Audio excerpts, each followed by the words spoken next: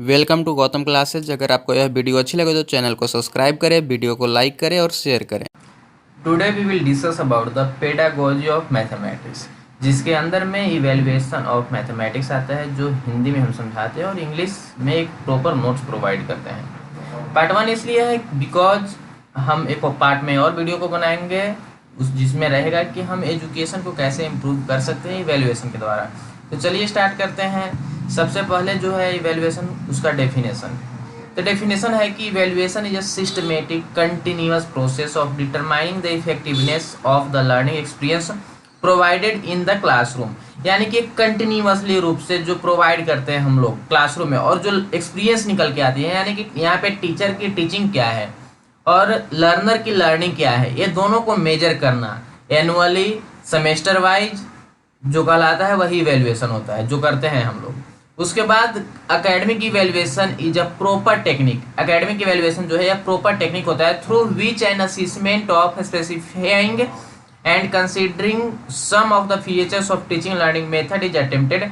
Evaluation is an indispensable part of any education system as it helps the teacher to verify he or she has been successful in training the intended knowledge to the people। यानी कि जो पढ़ाया गया है बच्चों को उसको access करता है टीचर, असिस करता है कि वो कितना पढ़ा है जो पढ़ाया गया है उसको, और कहाँ पे उसका लर्निंग गैप है वो चीज़ को देखता है। और एक टीचर एक किस में देखता है, लर्नर में देखता है। और एक टीचर को जो उसके ऊपर प्रिंसिपल होते हैं वे देखते हैं कि इनकी टीचिंग का परसेंटेज जो है, यानी कि सक्सेसफुल कितने बच्चे समझते हैं इनकी टीचिंग को, जो पढ़ाते हैं वो उस चीज़ को कितने बच्चे समझ रहे हैं। यानी कि यहाँ पे लर्नर का इवेल्युएशन कौन किया, एक टीचर किया। और टीचर का जो करता है वो एक हेड टीचर करता है, जो हेड मास्टर होते हैं, प्रिंसिपल होते हैं स्कूल्स के, वो करते हैं।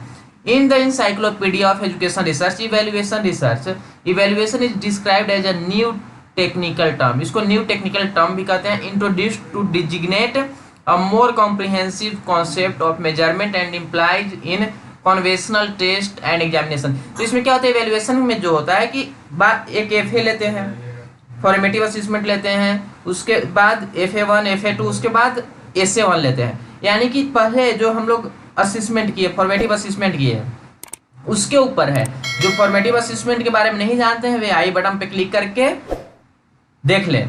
और जो असेसमेंट पहले हो चुका है, फॉर्मेटिव असेसमेंट हुआ 1, फॉर्मेटिव असेसमेंट 2 हुआ और लास्ट में समेटिव असेसमेंट हुआ, ये तीनों के बेस्ट पे हम लोग इवेल्युएशन निकालते हैं कि स्टूडेंट्स का परफॉर्मेंस क्या था और कुछ समय बाद उसका परफॉर्मेंस क्या हुआ, या टीचर किस तरह से परफॉर्म किया और वो टीचर अपनी टीचिंग स्टाइल में सुधार किया कि नहीं किया। ये दोनों चीज़ मेजर होती है, यही होती है इवेल्युएशन। उसके बाद हम लोग जो ऊपर का डेफिनेशन देखें उससे हमें कंक्लूजन निकलता है कि evaluation is a process through which the usefulness of learning in system is decided. Evaluation एक ऐसा प्रोसेस जिसमें का यूजफुलनेस जो है लर्निंग सिस्टम डिसाइड करता है। Evaluation is a measurement which is involve in traditional test and examination. Evaluation जो होता है वो सेम होता है, ट्रेडिशनल टेस्ट और एग्जामिनेशन पे ही बेस्ड होता है, इन्वॉल्व होता है, जो अभी हम बताएं कि फॉर्मेटिव असेसमेंट के द्वारा लेते हैं, समेटिव असेसमेंट के द्वारा हम लोग इवेल्युएशन को निकालते हैं। उसके बाद आती है कि evaluation is the method to decide if the desired goal is achieved by the people. उसके बाद जो बच्चा है वो क्या अचीव किया, ये चीज डिसाइड हमारा इवेल्युएशन ही करता है। उसके बाद आती है मैथमेटिकल लर्निंग। मैथमेटिकल लर्निंग कैसे होती है कि mathematics is a subject of reason and logic. पहले भी हम पढ़ा चुके हैं कि मैथमेटिक्स जो है एक ऐसा सब्जेक्ट जिसमें रीजन और लॉजिक हो। Therefore, it is expected from the student of mathematics to acquire the knowledge of certain facts and develop the rational mind. These students are believed to utilize the practical ideas of mathematics to solve real life issues। और mathematics में जो होती है कि practical life ideas के बारे में utilise करते हैं, जो सीखते हैं उसको यूटिलाइज करते हैं रियल लाइफ में। सपोज दैट अगर आज बच्चा काउंटिंग सीखा तो कल पैसा गिनेगा और रियल लाइफ में गया, अगर वो केजी, लीटर, मीटर इसके बारे में जानता है तो बच्चा दुकान जाता है या कहीं बाहर कुछ काम से जाता है तो वहाँ पे यूटिलाइज करता है उस लॉजिक को। यानी कि पूरी की पूरी प्रैक्टिकल रियल लाइफ से होती है मैथ्स। उसके बाद student of mathematics must learn to solve a problem with the help of logical skills. तो यही हो गया बच्चे का लॉजिकल स्किल्स की, जो क्लासरूम में सीखा उसको बाहर तुरंत यूटिलाइज करने के लिए मिल जाता है मैथमेटिक्स में। An educator of mathematics must evaluate if his या her students are acquiring the skills of thinking and analysis.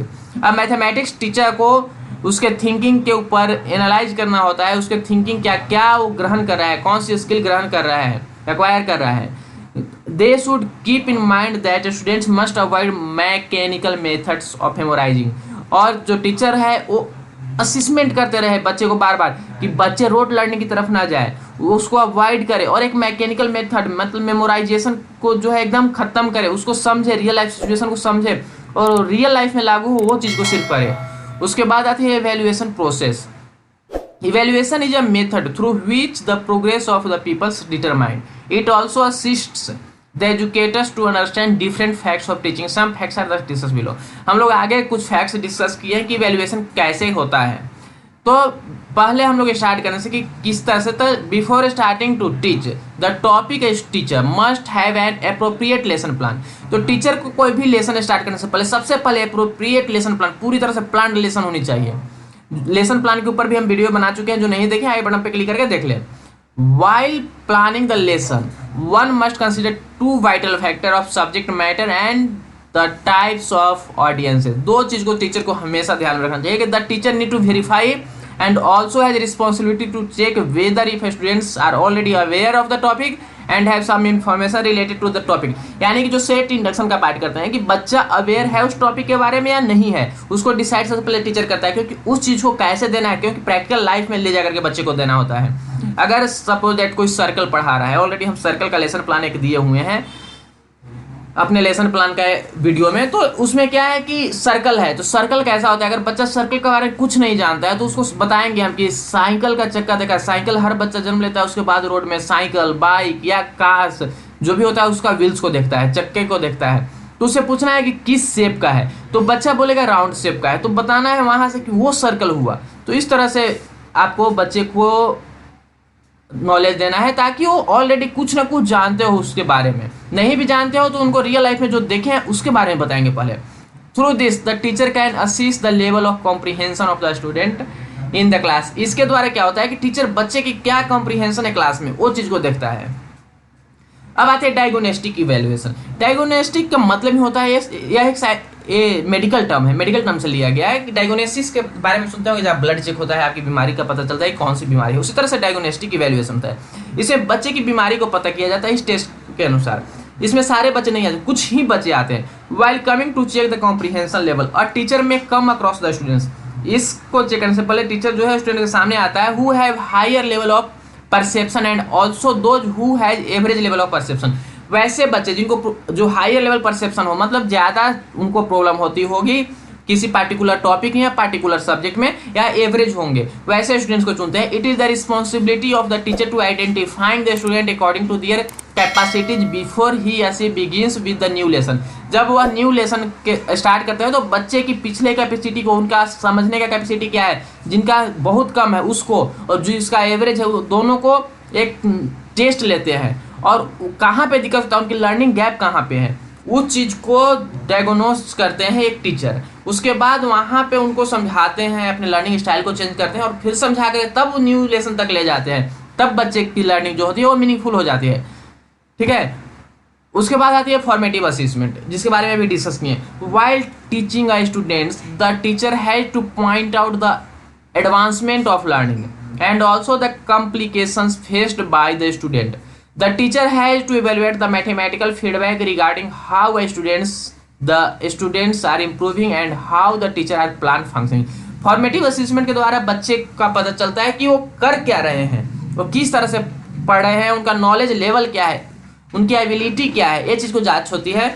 और उसके साथ साथ टीचर के टीचिंग को भी पता चलता है कि उसका प्लानिंग क्या होता है एक टीचर का, और वो किस तरह से बच्चे को लर्निंग दे रहा है कि बच्चे की कहाँ पे प्रॉब्लम हो रही है, किस लर्निंग में प्रॉब्लम हो रही है। यानी कि यहाँ पे लर्नर की लर्निंग एंड टीचर की टीचिंग दोनों को मेजर किया जाता है, वो होती है फॉर्मेटिव असेसमेंट। उसके बाद होती है समेटिव असेसमेंट। फॉर्मेटिव असेसमेंट क्या होता है कि वो साल में 2 बार या 4 बार लिया जा सकता है, लेकिन समेटिव जो इवेल्युएशन होता है वो होती है 6 मंथ पे या 1 ईयर पे, यानी कि 1 या 2 बार होती है। When a teacher complete teaching a unit, पूरे यूनिट को जब एक टीचर पढ़ाता है तो ही या she may want to help the students to have command over the topic at this point. The teacher want to assist the attainment of the students. This assistment is mainly done at the completion of the teaching method. यानी कि पूरे teaching method को complete होने के बाद, पूरे unit को complete होने के बाद ये टेस्ट होता है, उसको कहते हैं समेटिव इवैल्यूएशन। उसके बाद आती है evaluation for improvement of education. Education को इम्प्रूव करने में इवेल्युएशन कैसे हेल्प करती है। Even the learner the process of evaluation is very much important. जो प्रोसेस होता है इवेल्युएशन का बहुत इंपॉर्टेंट होता है, क्योंकि एक सिस्टमेटिक वे में होनी चाहिए कि किस एग्जाम को लेना है, कैसे लेना है, उसके द्वारा इवेल्युएशन निकाला जाता है, जिसके अंदर फॉर्मेटिव असेसमेंट आता है, डायग्नोस्टिक इवेल्युएशन आता है, फॉर्मेटिव असेसमेंट आता है और समेटिव असेसमेंट आता है, और बहुत सारे टेस्ट होते हैं जिसके द्वारा बच्चे को इवेल्युएट किया जाता है। अब भी कुछ दिन बाद हम इवेल्युएशन के ऊपर भी डालेंगे, जो बीएड के लिए स्पेशल बहुत ज़्यादा जरूरी है। अगर किसी को किसी भी चीज़ में प्रॉब्लम हो तो वो कमेंट करे, उसकी रिप्लाई 100% गारंटी है कि मिलेगी। तो ही या she has thoughtfully on the situation and they should perform. The teacher learn to focus and think deeply about the subject. तो जब स्टूडेंट्स की प्रॉब्लम को, वीकनेसेज को पता चलती है तो टीचर उस चीज़ पे फोकस करता है और डीपली सोचता है। It observe that the particular student, वह पार्टिकुलर बच्चे के लिए सोचता है, will remain the acquired knowledge for a long period of time than another student who learn the same lesson generally. जो बच्चे पहले से लेसन ऑलरेडी समझे होते हैं उस बच्चे की अंडरस्टैंडिंग को, और जो जिसका कमजोर है, जो वीकनेस है उस लेसन में, उसके दोनों के बीच में जो गैप होती है उसको पूरा करने के लिए टीचर सोचता है और अपने लर्निंग स्टाइल में को चेंज करके और फिर उस चीज़ को कवर करता है, उस लर्निंग गैप को कवर करता है। ये सबसे ज़्यादा इंपॉर्टेंट है टीचर का। अगर आपको यह वीडियो अच्छी लगे तो चैनल को सब्सक्राइब करें, वीडियो को लाइक करें और शेयर करें।